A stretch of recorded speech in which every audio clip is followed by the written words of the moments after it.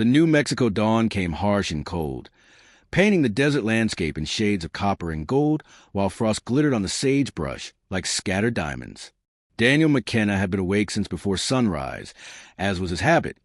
Sleep had become a luxury he couldn't afford since grief took up permanent residence in his chest 3 years ago. He moved through his morning routine with the mechanical precision of a man who'd learned that staying busy was the only way to keep the ghosts at bay. The coffee was strong and bitter, the way Elena used to complain about, and he drank it standing at the kitchen window, watching his cattle move slowly toward the water tank. The ranch stretched out before him, 800 acres of high desert that he and Elena had carved from nothing, dreaming of the children who would inherit this harsh, beautiful land. Now it felt more like a monument to dead hopes than a working spread. Movement at the front gate caught his eye, unusual enough to make him set down his cup and step onto the porch. A figure stood motionless beside the wooden post that marked the entrance to his property. Small, wrapped in dark wool, utterly still except for the way the wind tugged at loose fabric. For a moment, Daniel wondered if exhaustion was playing tricks on his eyes, but the figure remained solid, real, and inexplicably patient.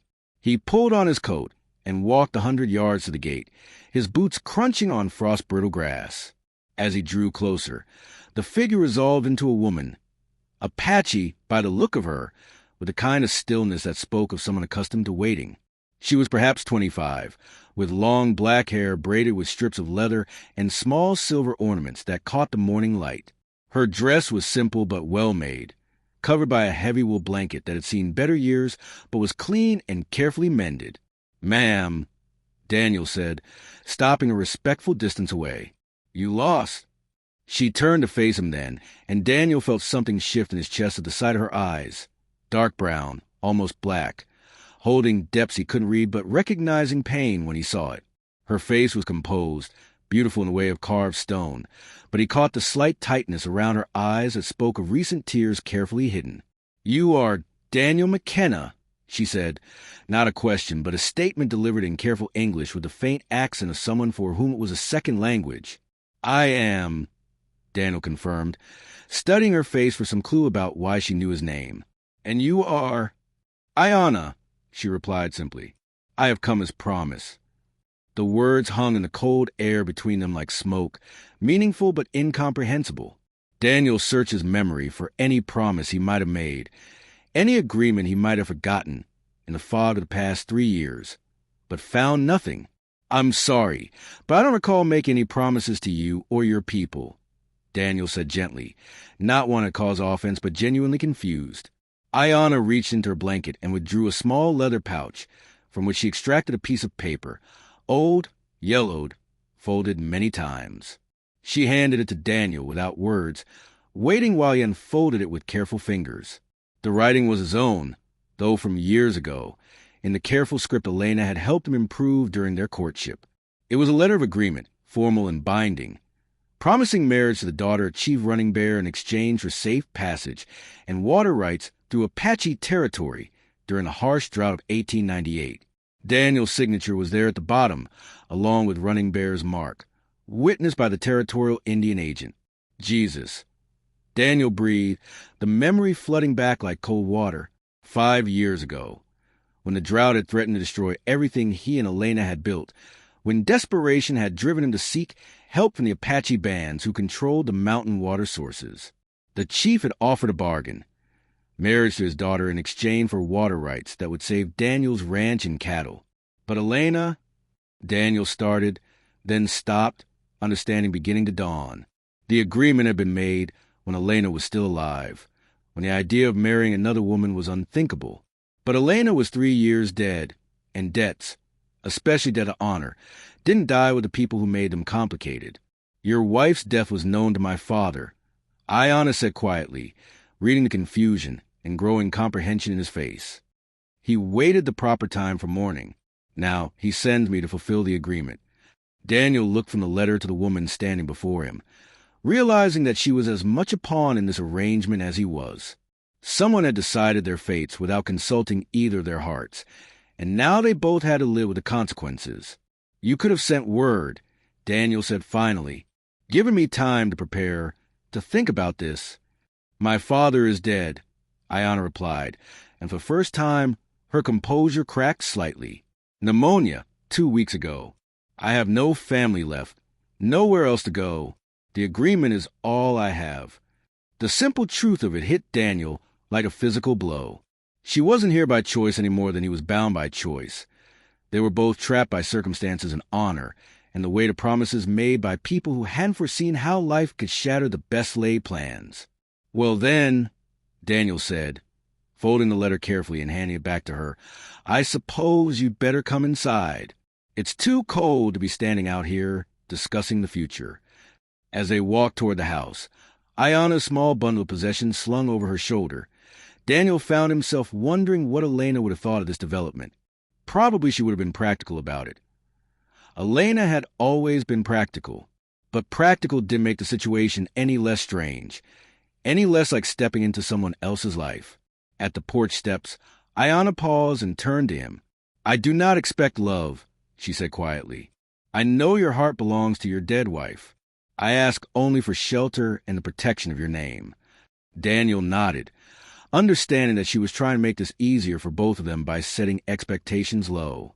But looking at her face in the morning light, seeing the careful courage it had taken to walk to his gate and claim a promise she had no part in making, he felt something stir that had been dormant for 3 years.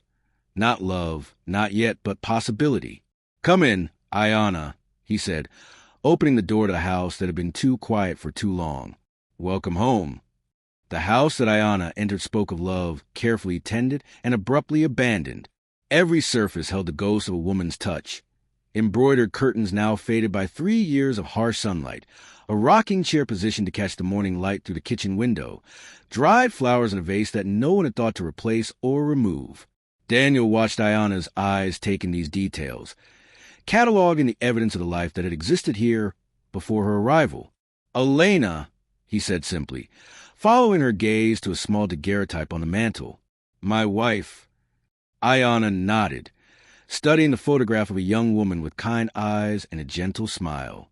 "She was beautiful," she said without jealousy or resentment, just acknowledgement of fact. "She was," Daniel agreed, "died of fever 3 winters ago. Her and the baby she was carrying." The words came easier than he'd expected, maybe because Ayanna received them without the pity or awkward comfort that most people offered. She simply nodded again, understanding that some losses carve permanent spaces in a person's heart. "I will not disturb her things," Ayanna said, setting her small bundle down beside the kitchen table. "I have no wish to replace what was treasured." Daniel felt something loosen in his chest at her words. "There's a spare room," he said.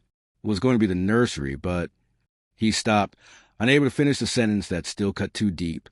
"I would be grateful for any space you can spare," Ayanna replied. "I am accustomed to small places." They spent the day in careful orbit around each other, 2 people learning the rhythms of shared space. Daniel showed her the workings of the ranch. The well, the chicken coop, the barn where his 3 remaining horses waited out the cold. Ayanna observed everything with quiet attention, asking practical questions about feed schedules and water systems that told him she understood ranch work, even if the specific details were different from what she'd known before. "You've worked with livestock," Daniel observed as she moved among his cattle with easy confidence, reading their body language like a familiar language. "My people kept horses," Ayanna said, "before the reservation, before everything changed."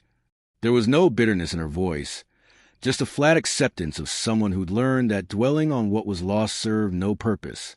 They prepared supper together with minimal conversation, but it wasn't the awkward silence Daniel had feared. Instead, it felt oddly natural. 2 practical people focused on the task at hand, rather than the strangeness of their circumstances. Ayanna moved through his kitchen with careful efficiency, learning where things belonged without needing to ask, adding small touches that improved their simple meal of beans and cornbread. "You cook well," Daniel said, tasting flavors he didn't recognize but found pleasant, herbs and spices that transformed basic ingredients into something more complex. "My grandmother taught me that food is medicine for more than just the body," Ayanna replied. "A well-prepared meal can ease many kinds of hunger." As darkness fell outside, they sat by the fire that Daniel built up against the November cold. The silence between them was comfortable now, broken only by the crackle of burning wood and the distant call of coyotes beginning their nightly conversations. Daniel found himself stealing glances at Ayana's profile, noting the way firelight played across her features, the quiet strength in the way she held herself. "The agreement," Ayana said suddenly, as if she'd been gathering courage to speak. "It was made to help your ranch survive the drought. Did it serve its purpose?" Daniel nodded. "Water rights through Apache territory kept my cattle alive. Saved the ranch. Probably saved my life, too." He paused, studying her face in the flickering light. "Your father was an honorable man. He could have asked for much more. He believed that helping neighbors created stronger communities," Ayana said, "even when those neighbors were sometimes enemies." "And what do you believe?" Ayana was quiet for so long that Daniel thought she wouldn't answer. When she finally spoke, her words were careful, chosen with precision. "I believe that survival requires adaptation, that honor matters more than comfort, and that sometimes the hardest path leads to unexpected destinations." Daniel felt the truth of her words settle around them like the desert silence. "This wasn't the life you planned for yourself." "No," Ayana admitted, "but plans are luxuries for people with choices. I have learned to find dignity in accepting what cannot be changed." That night, as Daniel lay in his bed listening to the soft sound of someone else moving through his house, water running, floorboards creaking, the whisper of fabric as Ayana settled into the small room that would now be hers, he felt something he hadn't experienced in 3 years. Not happiness, exactly, but the absence of the crushing loneliness that had been his constant companion since Elena's death. For the first time since he'd buried his wife and child, Daniel McKenna fell asleep without fighting memories that cut like knives. Instead, he dreamed of morning coffee shared in comfortable quiet, of work made easier by capable hands, of a house that might remember how to be a home. Outside, snow began to fall, soft, steady flakes that would cover the harsh landscape in forgiving white, transforming the familiar into something new and strange and beautiful. 3 days of snow had transformed the ranch into an otherworldly landscape of white drifts and crystalline silence. Daniel woke on the 4th morning to find Ayana already at work in the kitchen, her movements efficient and quiet as she prepared coffee and checked the supply of firewood he brought in the night before. They'd fallen into comfortable routines with surprising ease, shared meals, divided chores, conversations that revealed layers of understanding beneath their careful politeness. Storms passed, Daniel observed, looking out at the brilliant sunshine that made the snow-covered desert sparkle like a field of diamonds. "Yes," Ayana agreed, but something in her tone made him look more closely at her face. She seemed tense, distracted in a way he hadn't seen before. They worked through the morning breaking ice on water troughs and checking the cattle for cold injuries, but Daniel could feel Ayana's attention elsewhere, as if she were listening for something only she could hear. Several times he caught her glancing toward the barn with an expression he couldn't quite read, anxiety mixed with something that might have been anticipation. It was just after noon, as they shared a simple lunch of leftover stew, when the sound came, a soft knock at the barn door, barely audible above the wind but unmistakably deliberate. Ayana went completely still, her spoon halfway to her mouth, and Daniel understood with sudden clarity that this was what she'd been waiting for. "Ayana," he said quietly, "what's in my barn?" She set down her spoon with hands that trembled slightly. "Someone who belongs with me," she said, her voice barely above a whisper. "Someone I could not leave behind." Daniel felt the world shift around him, understanding dawning like sunrise after a long night. "How long has he been out there?" "Since the night I arrived. I have been bringing him food, blankets. He is—" Ayana stopped, struggling with words that seemed too large for her throat. "He is my son, not born of my body, but of my heart. I found him when soldiers came to our village. His parents—" She couldn't finish the sentence. Daniel stared at her across the kitchen table, processing this revelation that changed everything. Not just a wife bound by duty, but a mother protecting her child. Not just an arrangement between adults, but a family seeking sanctuary. Jesus, Ayana, 3 days in this cold. Daniel was already reaching for his coat. "Why didn't you tell me?" "Because I knew you agreed to take a wife, not a family," Ayana said, rising to follow him. "Because I was afraid you would send us both away if you knew the full truth." They crossed the snow-covered yard together, their breath forming clouds in the frigid air. At the barn door, Ayana called out softly in Apache, her voice carrying tones of reassurance and love. The door opened a crack, revealing a thin slice of face, dark eyes, high cheekbones, a child's features sharpened by caution and hunger. "Key," Ayana said gently, switching to English. "This is Daniel. He is my husband now. We are safe here." The door opened wider, and Daniel got his first clear look at the boy who had been hiding in his barn for 3 days.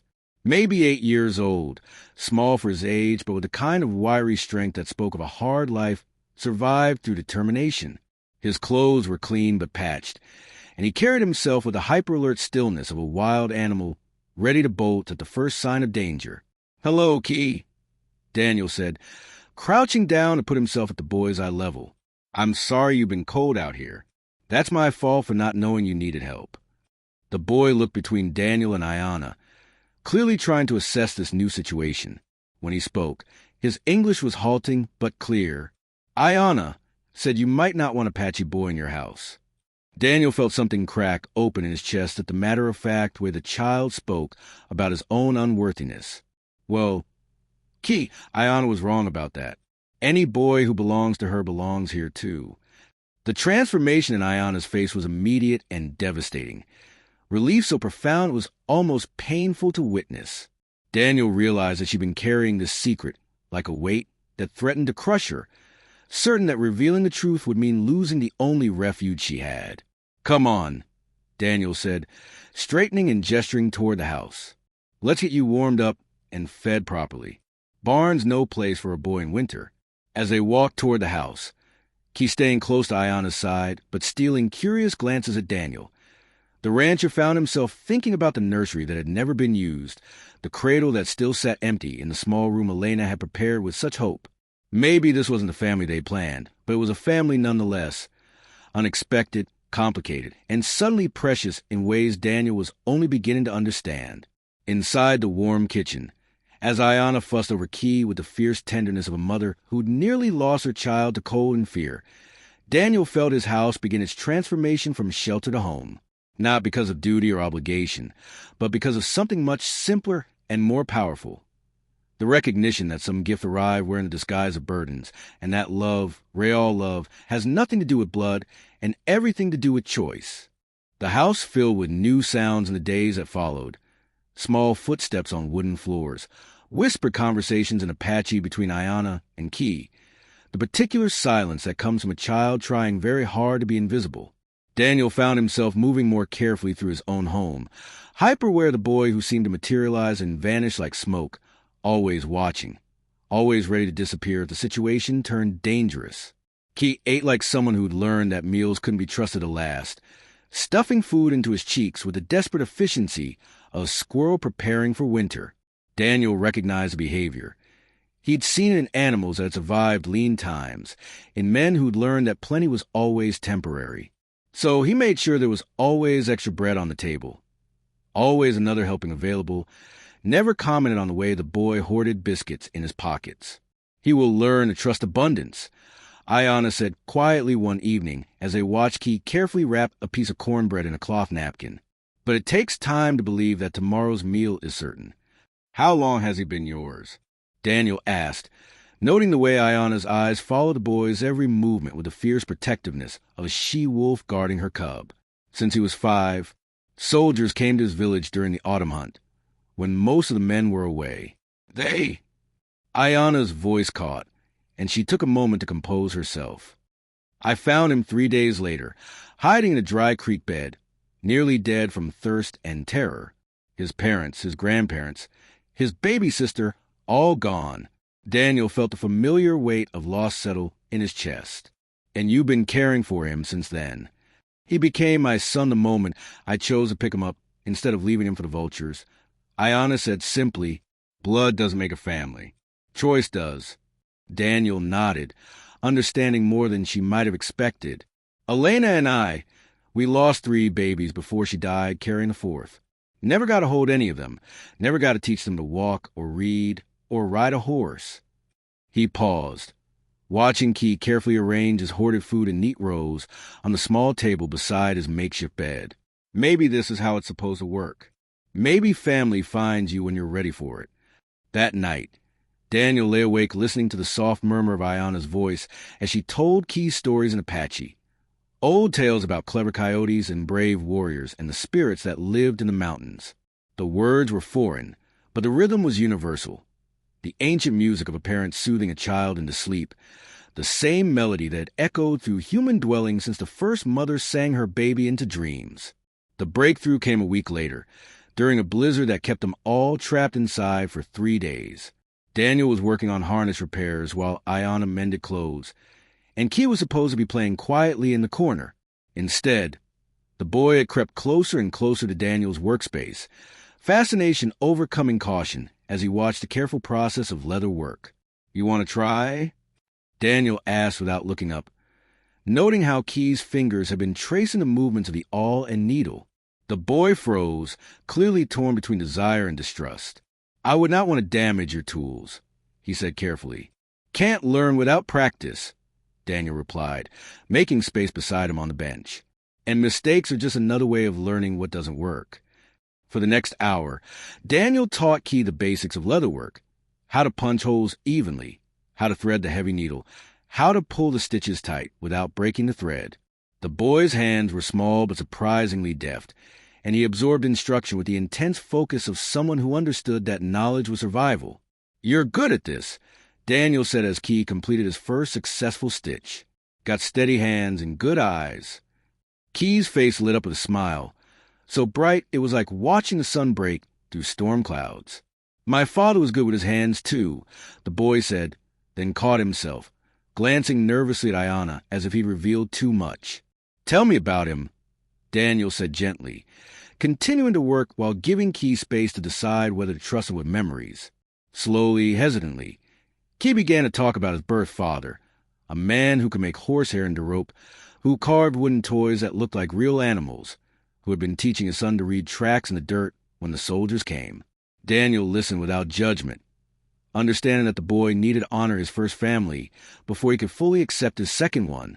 "He sounds like he was a good man," Daniel said when Key's words finally ran out. "The kind of father who would want his son to be safe and loved, even if that meant accepting help from strangers." Key nodded solemnly, wiping his eyes with the back of his sleeve. "Ayana says he watches over me from the spirit world, that he sent her to find me when I needed saving." "Ayana's a smart woman," Daniel said. "I'd trust her about things like that." That evening, as they sat around the fire sharing stories and planning for spring planting, Daniel noticed that Key had moved his bedroll closer to the main hearth. Not quite part of the family circle yet, but no longer hiding in the shadows either. It was progress, Daniel thought, the slow, careful process of learning to believe in safety again. Outside, the blizzard howled around the house like something wild and hungry, but inside, 3 people who had lost everything were slowly, cautiously, learning to build something new, not perfect, not without complications, but real in ways that mattered more than blood or law or the expectations of a world that had already failed them all. Spring arrived late in the New Mexico high desert, creeping across the landscape in tentative touches of green that transformed the harsh winter terrain into something softer, more forgiving. Daniel found himself seeing his own land through new eyes, not just through his own perspective, shaped by years of struggle and loss, but through Ayana's careful observations and Key's delighted discoveries of a world he'd never been safe enough to truly explore.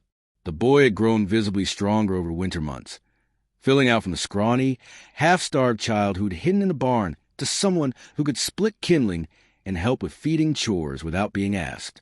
More importantly, he'd begun to laugh, tentatively at first, as if testing whether joy was something he was allowed to feel, then with increasing confidence as he learned that Daniel's household was a place where happiness didn't have to be hidden or rationed. "Key wants to learn to ride," Ayana said one morning as they planned the day's work. "He's been watching you with the horses, practicing with a stick horse when he thinks no one can see." Daniel glanced toward the boy, who was carefully feeding the chickens with the serious concentration he brought to every task. Most Apache children learn to ride before they can properly walk. Most Apache children grow up in their proper families. Ayanna replied quietly. Key's childhood was interrupted. There are many things he should know that no one has had time to teach him. Daniel understood what she wasn't saying, that the boy had spent his formative years focused purely on survival, learning to hide and run and stay silent, instead of developing the skills that should have been his birthright. It was another kind of loss, subtle but profound, and Daniel felt a familiar anger at a world that could rob children of their childhoods and call it progress. Well then, Daniel said, walking toward the corral where his gentlest mare stood waiting, I guess it's time we fix that. The riding lesson was a revelation in patience and trust. Key approached the mare with the careful respect of someone who understood that animals could be dangerous but wanted desperately to believe this one might be different. Daniel showed him how to read the horse's body language, how to move slowly and speak softly, how to offer his hand for inspection before attempting to touch. She's deciding whether you're worth trusting, Daniel explained as the mare sniffed Key's outstretched palm. Horses are good judges of character. They don't lie about what they think of people. When the mare finally allowed Key to stroke her neck, the boy's face showed wonder so pure it made Daniel's throat tight. She's so soft, Key breathed, running his small hands along the horse's muzzle with reverent gentleness. They spent the morning on basic horsemanship, how to hold the reins, how to sit balanced in the saddle, how to use voice and body language to communicate with the animal beneath him. Key absorbed every lesson with fierce concentration, determined to master this new skill that connected him to his heritage in ways that transcended the trauma of recent years. You're a natural, Daniel said as Key guided the mare through a series of simple turns, his small body moving in harmony with the horse's gait. Your father would be proud. It was the first time Daniel had spoken directly about Key's birth parents without the boy bringing them up first, and for a moment he worried he'd overstepped. But Key's smile was bright and unguarded, pleasure at the compliment clearly outweighing any pain the reminder might have caused. Do you think he can see me?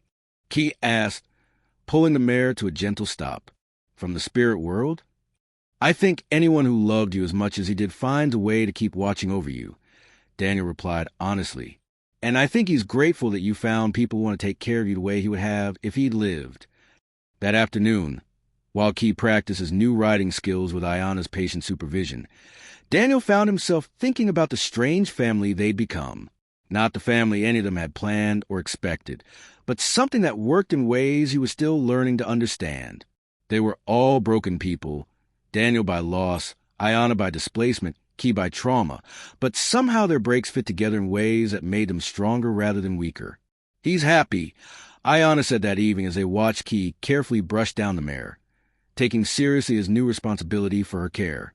He's not the only one, Daniel replied, surprised by his own honesty. Ayanna turned to look at him, something new in her dark eyes. Not just gratitude or acceptance, but something deeper, more personal. When I came here, I thought I was saving only Key. I did not realize that perhaps we were meant to save each other. Daniel met her gaze directly, feeling the truth of her words settle around him like the comfortable weight of a well-worn blanket. Elena used to say that God sometimes answers prayers we didn't know we were praying. Maybe this is what she meant. As the sun set over the desert, painting the sky in shades of rose and gold, Daniel watched his unlikely family settle into their evening routines. Key carefully coiling ropes and securing the barn, Ayanna preparing their simple supper with the efficient grace that had made his house feel like a home again. For the first time in years, Daniel McKenna felt like he was exactly where he belonged. Not despite the strangeness of the circumstances, but because of them. Tomorrow would bring new challenges, new lessons in trust and patience, and the complex mathematics of love. But tonight, in the gentle settling of day into peaceful darkness, he was content to simply witness the miracle of healing that happened when broken people chose to believe in each other's worth. The letter arrived on a morning in early summer, carried by a territorial official whose dust-covered uniform and nervous manner suggested he'd rather be anywhere else than delivering government business to an isolated ranch. Daniel accepted the official document with growing dread, recognizing the seal of the Bureau of Indian Affairs even before he read the contents that would change everything. "What is it?" Ayanna asked, noting his expression as he scanned a legal language that obscured its brutal purpose. "They want key," Daniel said flatly, the words tasting like ash in his mouth. "Bureau says Apache children need to be in government schools, learning to be proper Americans. They're ordering him to report to the Carlisle School in Pennsylvania." The silence that followed was deafening. Ayanna went completely still, her face draining of color as she processed the implications. Key, who had been playing with wooden figures Daniel had carved for him, looked up with the sharp instinct of a child who'd learned to read adult tension as a matter of survival. "What's happening?" Key asked, his voice small and careful. Ayanna knelt beside him, taking his hands in hers. "Some people think you would be better off in a white man's school, far away from here. Would I come back?" Key asked, looking between Ayanna and Daniel with eyes that had already seen too much loss. Daniel couldn't bring himself to answer honestly that most children who went to Carlisle came back changed beyond recognition, if they came back at all. Instead, he found himself making a promise he wasn't sure he could keep. "You're not going anywhere," Daniel said firmly. "You're my son now, and no one takes my son away from me." The words surprised him with their intensity, but as soon as he spoke them, Daniel knew they were absolutely true. Somewhere over the past months, without his conscious decision, Key had become as much his child as if they shared blood. The thought of losing him to government bureaucracy was physically painful. "They have legal authority," Ayanna said quietly, her voice steady but her hands shaking slightly. "Apache children have no rights that white law recognizes." "Then we change the law," Daniel said, already planning, "or we work around it." The solution, when it came, was both simple and complicated. Daniel rode into town the next day and returned with the territorial judge, a man named Harrison, who owed Daniel several favors and had a reputation for practical justice over bureaucratic rigidity. Adoption, Judge Harrison explained as he prepared the paperwork in Daniel's kitchen.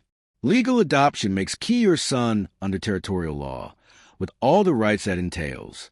Bureau of Indian Affairs has no authority over legally adopted white children. "But Key isn't white," Ayanna pointed out. "Key is whatever his legal father says he is." Harrison replied with a kind of creative interpretation that had made him popular with frontier families dealing with complex circumstances. Far as the law is concerned, he's Daniel McKenna's adopted son, raised in a Christian household, receiving proper education and moral instruction. The ceremony was brief but profound. Key, who had been carefully coached on what the proceedings meant, answered the judge's questions with solemn dignity. Yes, he wanted Daniel to be his legal father. Yes, he understood this meant taking the McKenna name. Yes, he wanted to stay on the ranch and learn to be a proper rancher. By the authority vested in me by the territory of New Mexico, I hereby declare that the child known as Key shall henceforth be legally known as Kit McKenna, adopted son of Daniel McKenna, with all rights and privileges thereof, Harrison intoned. May God bless this family. That evening, as they sat around the dinner table that had become the heart of their unlikely household, Daniel looked at his wife and son, not bound in by blood or original choice, but by something stronger, the deliberate decision to build a family from the wreckage of loss and the courage to love again after heartbreak. Kit McKenna, Key, Kit repeated, testing the sound of his new name. It feels strange but good, like wearing new boots that will fit better after you walk in them for a while. All the best things feel strange at first, Ayanna said, reaching across the table to touch Daniel's hand. But strange can become familiar, and familiar can become home. Daniel turned his hand palm up, letting their fingers intertwine. 6 months ago, he'd been a man waiting to die alone on his isolated ranch. Now he was a husband and father, responsible for 2 people who had taught him that love didn't have to be perfect to be real, didn't have to be easy to be worth fighting for. So what now? Kit asked, practical as always. Now we keep building, Daniel said, looking around the table at the family that grief and duty and unexpected grace had given him. We plant crops, we raise cattle, we learn to be the people we want to be instead of the people we used to be. And we remember, Ayanna added softly, that the best families aren't born, they're chosen, one day at a time, one decision at a time, until choosing each other becomes as natural as breathing.